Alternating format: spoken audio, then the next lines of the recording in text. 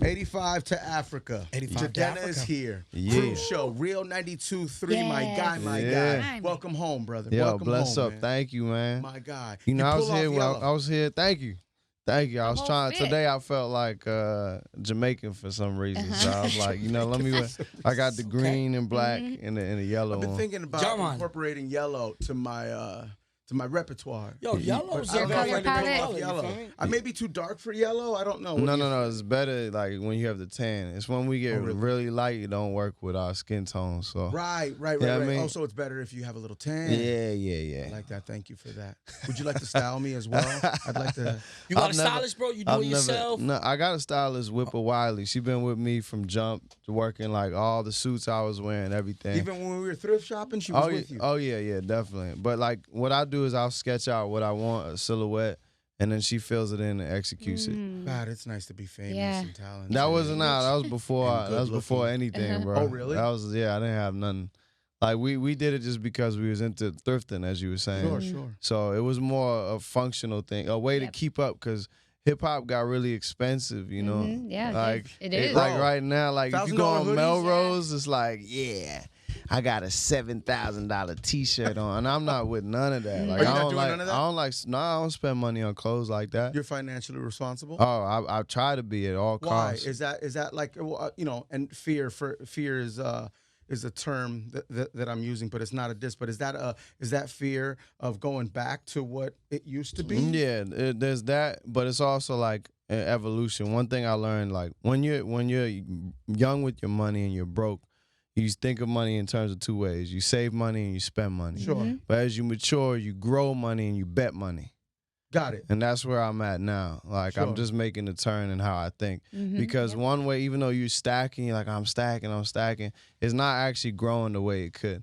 So, but regardless, I'm not one of them. Like I'm frugal, man. I don't like spending. I like that Warren Buffett diet. Plus, ain't nothing better than finding a good bargain, bro. Like Yeah, I know. I spent $3 thrifting on is it. so much fun, and I feel like they have the best actually. Best gear. What's your credit score? Yo, for real, my man trying to take on a day. He said first, he said, He's trying to set me up. His credit score, he got that body. his weight, his height. Right now, I appreciate. I need it. I need that. Life is easier when you're Jidenna. Trust me, guys. Yeah. Trust me. I know. Life. When you look like that, bro, life is so easy. Man, but I mean, life is tough. For us. We look just at don't know. him. But how do you know what he feels inside, bro? You know what I'm saying? That don't matter when you look like that.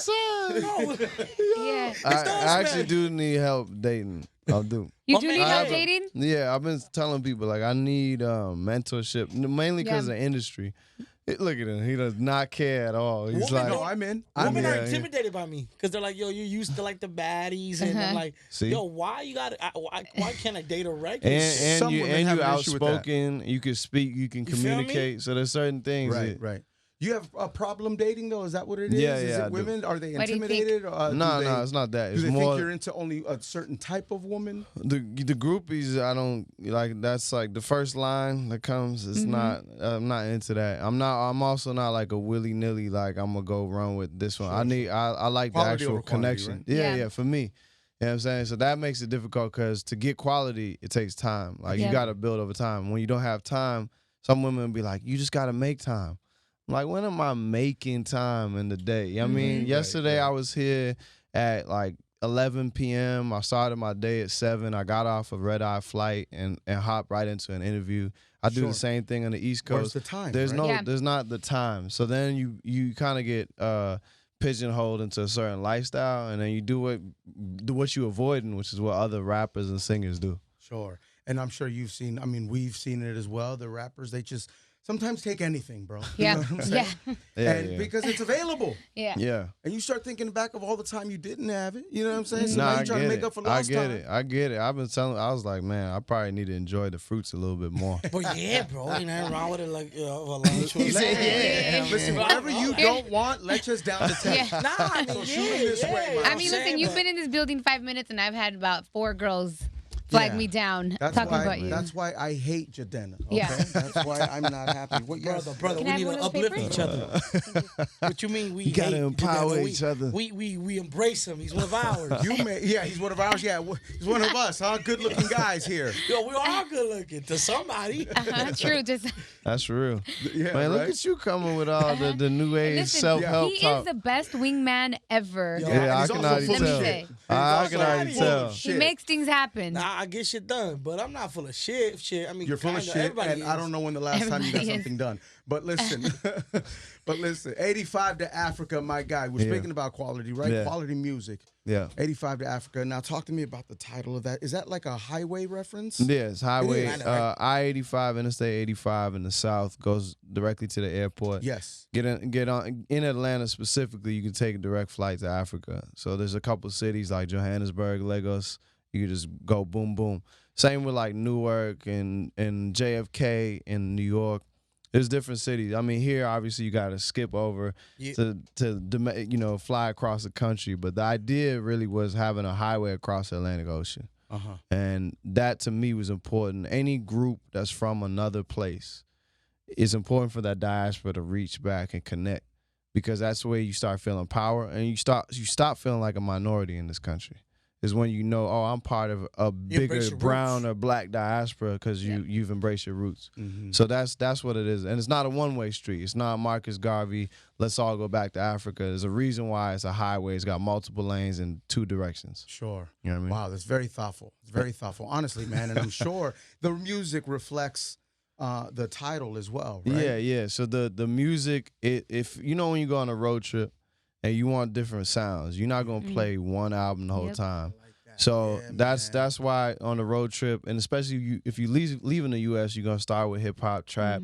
You might bust a little soul, R&B on the way. In the middle of the trip, after you done smoke enough, you want some like rock, like straight up rock and roll, maybe some Hendrix or Santana. There you go. You're gonna go there, and then when you land in Africa, it's gonna be some Afro beats. Yep. So literally, the album feels like that journey. That's dope. I like that, man. And concept wise, I got to shout out because this is the marketing genius in hip hop industry. 2 Chainz. I went to his studio in Atlanta because he is like, the unofficial mayor, one of the unofficial mayors of Atlanta. I love Chainz. And I talked to him about his previous projects and how well he marketed them. And when he heard the project and he heard the title, he was like, man, that's so easy to get. I love the concept. And he gave me that affirmation that I needed to be like, all right, cool, this is it. Yeah. Once I talked to Chainz, I was like, cool, thank you. That's what I needed. So boom. you seek knowledge, right, from other artists, especially. Period. And you're a student of the game. Yeah, absolutely. My family's really big. Like, shout out to my family. Everybody's big on just learning, period. So even though they're in a different Generation X than me, they taught me. My brother put me on hip hop earlier. My 2 sisters put me on R&B and older musics and then Afrobeat, like the original Fela Kuti. Like I learned all that, and I admire a lot of those artists. Like my top 5, anytime somebody asks, it's usually not just hip hop, because I go beyond that. Like Fela, Marley, Prince. These are people that I admire, even beyond some of the rappers in the game. Sure. Now we remember these greats, right? But is there a fear that they will be forgotten? Nah, cause we got hard drives and servers nowadays. Absolutely, this ain't like there isn't a lot of respect for legends nowadays. I think, you know what I mean. I don't think we look back enough. Yeah, I mean the nickname of this country is United States of Amnesia. Right, and I didn't coin that. That just is like that's something that a lot of people refer to, and I do think that we look at like a 14-year-old or 18-year-old now, like you don't go back enough. But like when we was 14 or 18, we wasn't all going back. Like over time you get older and then you're like, all right, cool. I need to study a little bit more. And then there's some people that come out and you're like, wow. You at 18, like when Joey Badass was 18, he was already like, he knew more than I did. You know what I'm saying? We from the same neighborhood in Brooklyn. Wow. So there's people that are shocking. So I think that we'll be all right. Sure. And luckily we got it all saved if we not. Yeah, we do. Yeah. And then we have cats like you that, you know what I mean, that preserve that vibe. Yeah. You feel me? Oh yeah. Is that a new tat that you got? Yeah, there, yeah. I mean, I got it it at the top of the year. That's right. So it's on. It goes from my chest to my arm. What does that mean? On the chest and the arm is like my life story. So actually, the whole thing is it was a combination of ancient writing system called Nsibidi in Nigeria. Yeah. It's 2000 BC. Some people say 5000 BC, which is the same time as the hieroglyphics.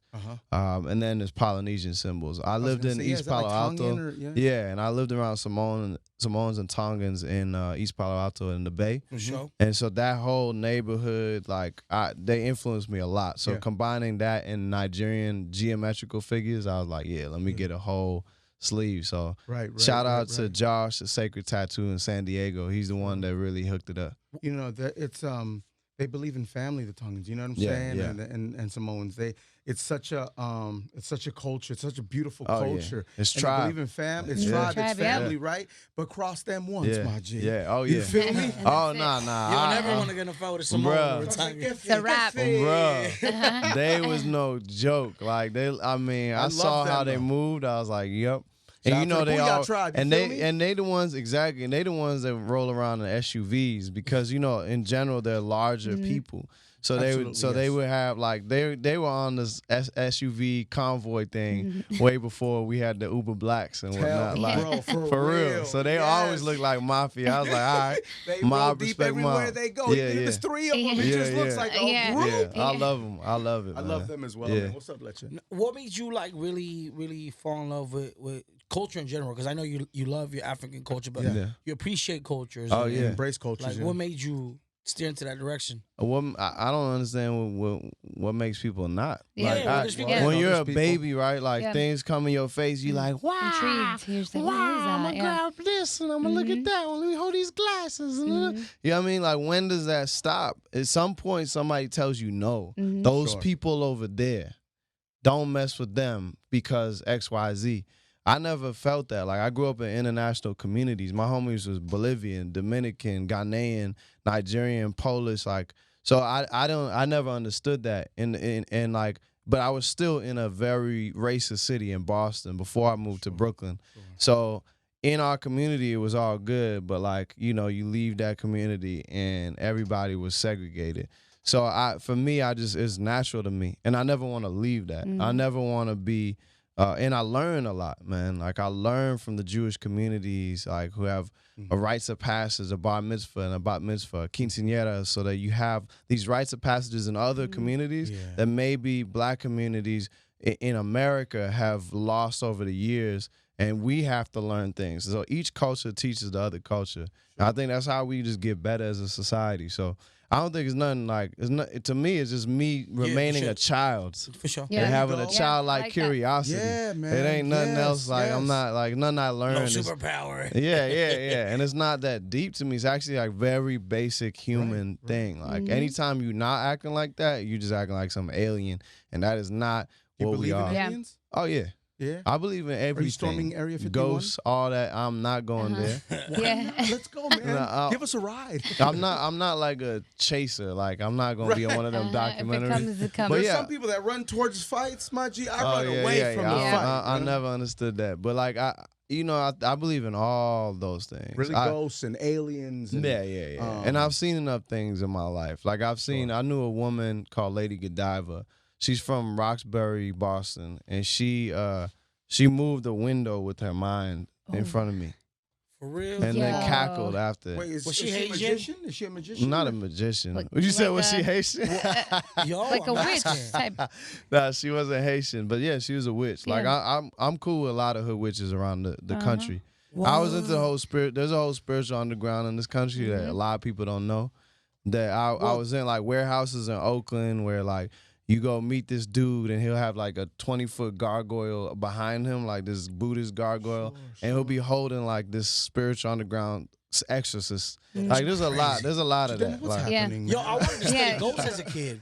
Yo, that's crazy.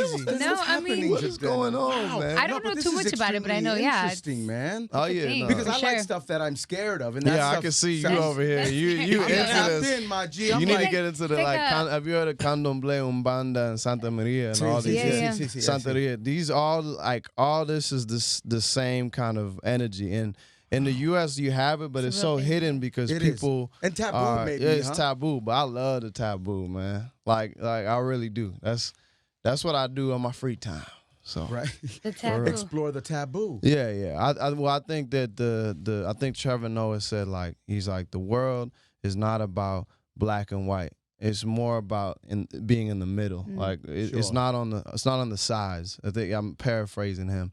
But that's how I look at it. Religions in general tend to push it like light versus dark, good versus evil, and that's not a human thing. Light and dark is inside you. You're never gonna get the darkness out. Never, not one. Wow. Can you speak in tongues? Do you speak other languages? I'm speaking in tongues in Worth the Wait. You'll hear it on the album. It's the intro. At the end of it, you'll hear it. It's a vibe on it. And I do speak in different languages. I can pray in most major religions, from Hinduism to Islam to Buddhism. You are a citizen of the world, Jidenna. I guess so. I love that phrase because I do feel like that, and I don't. As Americans, you can't especially with this president, we have to realize that every American should be speaking Spanish and French and English off top, just by nature of where we are located. Like if I just was in Lisbon and in Paris and I was speaking English in Portugal and France.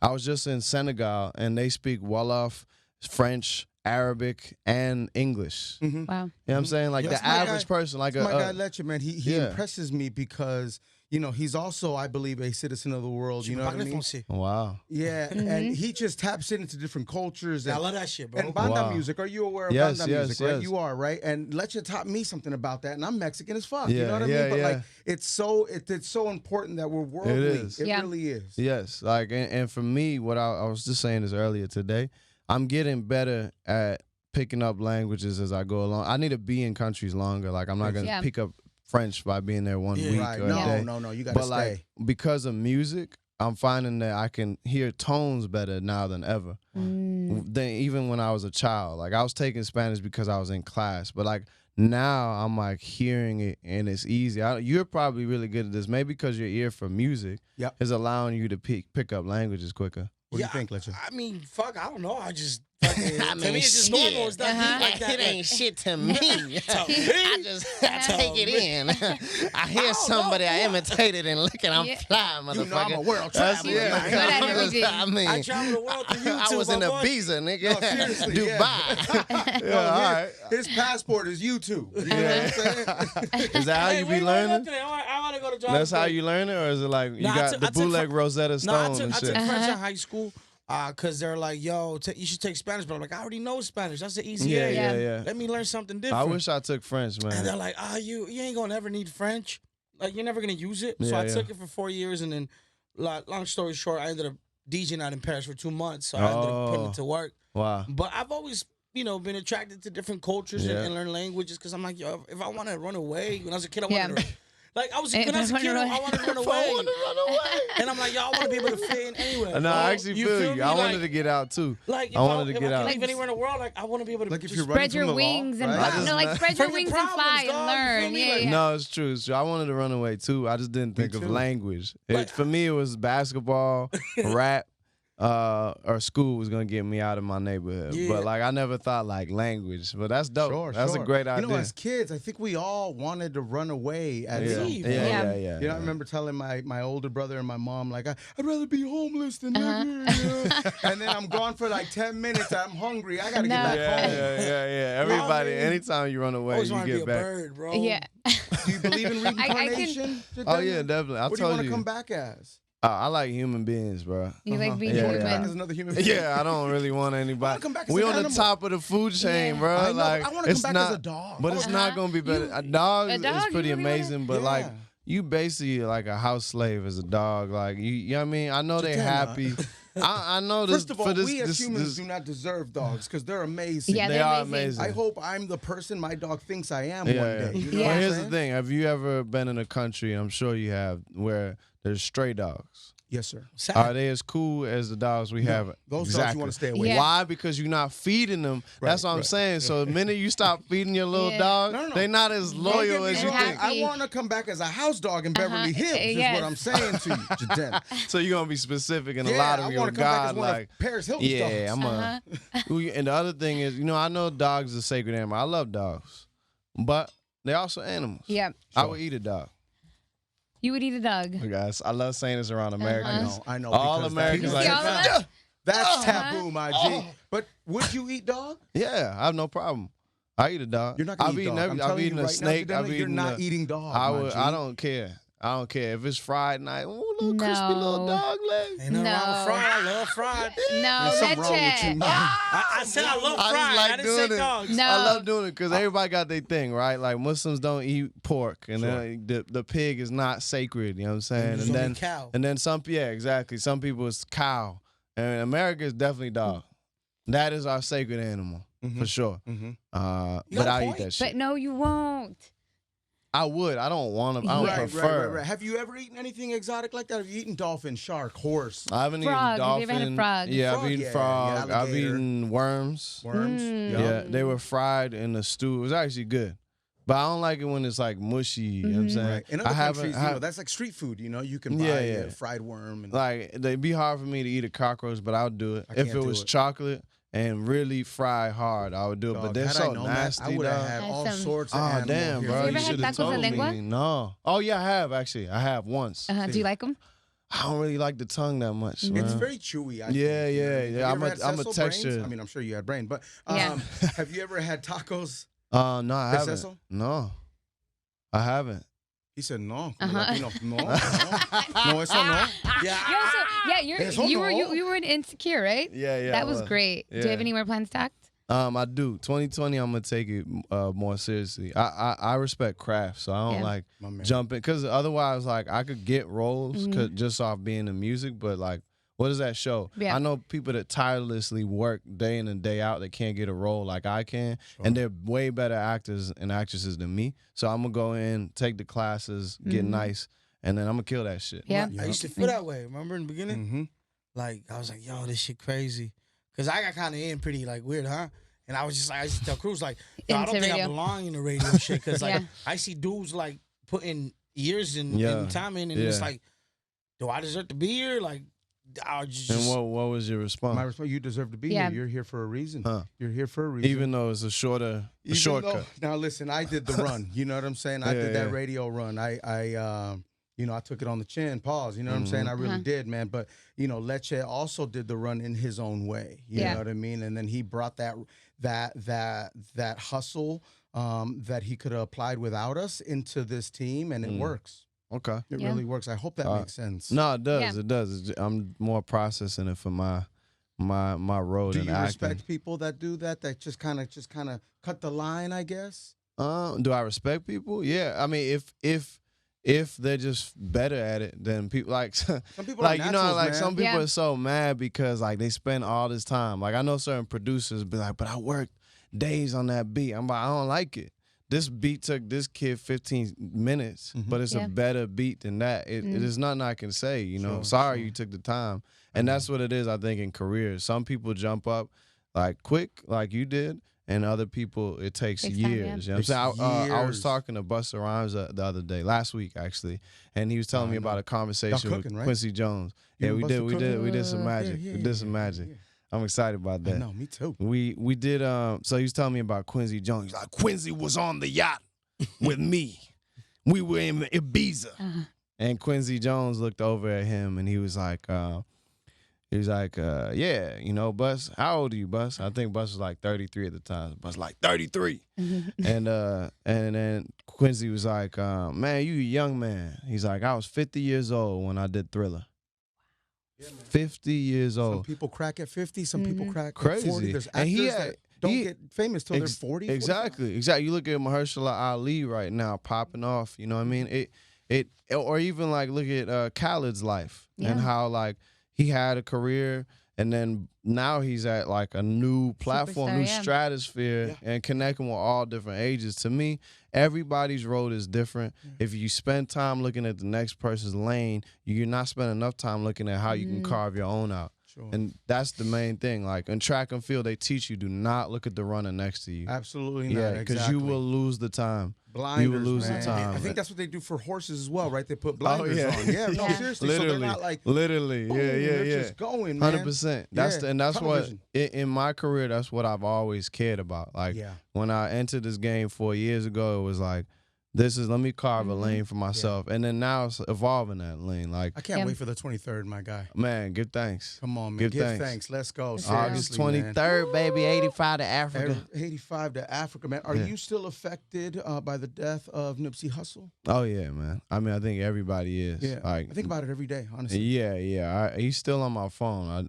He's on the background right there. Yeah. The image with him and the third eye and the forehead, I feel closest to, that's how he was. Sure. So, he was. Rest in power to Nip. I think, it's his birthday tomorrow. And, I've told people time and time again, he really was the archetype for me as a person, an archetype for many of us. And I think the one of the lessons to take is that you in your industry, you do not have to choose between that and be community and family oriented. He did both so well, and it looked effortless. And he was a learned person, and he grew constantly. And Black Sam shared some stories at the service that I didn't even know. And that hit me. I hit everybody. So every day we think about it, and salute y'all for keeping his music alive and in the ears of the people. Yeah, it feels good when people are bumping his music and it's on the radio here. Yes, you know what I mean? Yeah, man, and it feels great. When you see people from other countries or other cities, other states respect Nipsey as if he was their own. Oh yeah, yeah. There was something about him. In his passing, his transition, that felt holy. Like honestly, like I looked at him in that moment like a emperor. I almost felt like there was going to be the equivalent of the way Rastafarians worshipped Emperor Selassie as the second coming of Christ. Yes, I was not gonna. I wouldn't have been surprised. Maybe it's happening. I don't know. So y'all put me on. I wouldn't be surprised if people in Crenshaw would, some sort of group that looked at him and revered him, maybe even more than he wanted in his life. Because even Selassie was like, yo, Rastas, I'm good. Like, I'm not actually that. But Rasta's like, no, you are. Yeah. Same with Nip. Like, I could see people putting him up and deifying him. And I think that's a beautiful thing and a powerful thing. His mom is doing that as well. I think his mom holds him up his mom, as a spirit to be worshipped. Oh, she feels him. Yeah. And I think that's all right. Like some people are like, don't deify. Man, we need new gods. Say it again. We need new goddesses. That's the time that we in. There's a quote, and this last point I'll make on it, because it was something that I texted him the day that he got hit, and I wanted to share this with him, so I'll share this with y'all. A quote that I live by, my homie Jalul put me on. He said, in times when there are few men of honor, there will come amidst them few men who carry the honor of many. And Nip was one of those men who carried the honor of many men in one body. Man. Amen. I know it's not a prayer, but amen. No, that's what it feels like, man. That's a beautiful thing, man. We appreciate that. Bless. Honestly, man. The 23rd, 85 to Africa. Get it. I can't wait for it, man. Man, thank you. Man, it's been a great conversation. Salute.